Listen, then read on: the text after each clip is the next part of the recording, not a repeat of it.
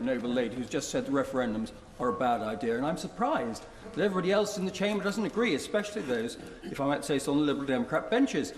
My Lords, nevertheless, we had a referendum, and as the Most Reverend Primate said, it was a binary choice, yes or no.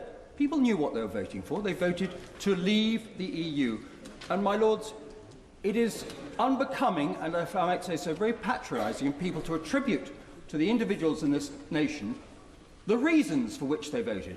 Personally, I voted to stay in 1975. Some 40 years later, I had experienced the EU. I voted to take back control of this country in the hands of British people. And that is what I have done. And that is what I suspect most people are expecting from us.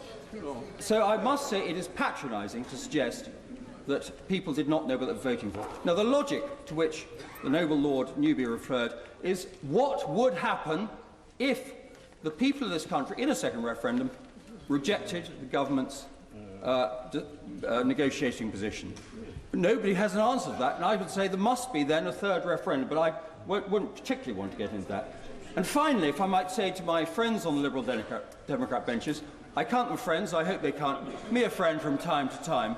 If I might say to them, there was an article in the Times yesterday suggesting that the Liberal Democrat fortunes are rising by a man called Edward Lucas, who outed himself as a Liberal Democrat. I didn't realise he was beforehand.